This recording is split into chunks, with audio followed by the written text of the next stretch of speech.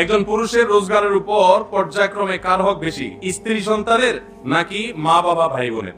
দেখুন, মা বাবার সাথে কারোর কোনো তুলনা চলে না হক আদায় করার ক্ষেত্রে। হক আদায় মানে শুধু টাকা পয়সা খরচ করা না। আল্লাহ এবং তার রাসূল সাল্লাল্লাহু আলাইহি সাল্লামের পর সর্বোচ্চ শ্রদ্ধা পাওয়ার হকদার, সর্বোচ্চ ভালোবাসার হকদার কে? মা এবং বাবা।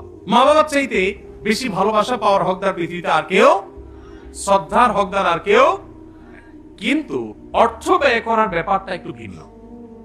স্ত্রী যদি থাকে তাহলে প্রত্যেক স্বামীর উপরে কর্তব্য তার স্ত্রীর ভরণ পোষণের ব্যবস্থা করা। মা বাবার যদি টাকা পয়সার অভাব না থাকে, নিজেদের যা আছে সেটা তারা যদি চলতে পারেন, তাহলে শরীয়ত সন্তানের উপরে সন্তানের বাবা মার ভরণ পোষণ দেওয়াটাকে ফরজ করেনি। কথা কি বুঝতে পারছেন? কিন্তু মা বাবার প্রতি শ্রদ্ধা দেখানো, তাদের জন্য অর্থকড়ি নফল হিসাবেও খরচ করা, এটা আমৃত্যু, এমনকি মৃত্যুর পরেও করতে হবে, আজীবন করতে হবে, মৃত্যুর পরেও করতে হবে। স্ত্রীর সাথে তো যতদিন বৈবাহিক সম্পর্ক থাকে ততদিন, বৈবাহিক সম্পর্ক না থাকলে তখন আর তার ভরণ পোষণ আবশ্যক হবে না। অতএব এটা দেখে কেউ আবার এটা মনে করেন না যে ইসলাম কি মা বাবার উপর স্ত্রীকে অগ্রাধিকার দিয়েছে কিনা, মোটেই না। কিন্তু খরচের যদি ব্যাপার হয়, স্ত্রী অন্যের ঘর থেকে এসছে আপনার ঘরে, অতএব তার সম্পূর্ণ দায় দায়িত্ব আপনার। আপনি তার ভরণ পোষণের ব্যবস্থা করে দিবেন।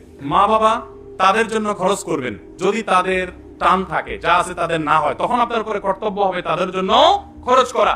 আপনি 10,000 টাকা ইনকাম করেছেন, মা বাবার কোনো ইনকাম সোর্স নাই, আপনি না দিলে তারা আর খেতে পাবে না, অন্য কোনো সন্তান নাই বা তারা দেয় না, তখন আপনি স্ত্রীর জন্য যদি 5,000 খরচ করেন, মা বাবার জন্য আপনাকে 5,000 খরচ করতে, 5,000ই খরচ করতে এমন কোনো কথা নেই, তাদের ভরণ পোষণের ব্যবস্থা করতে হবে।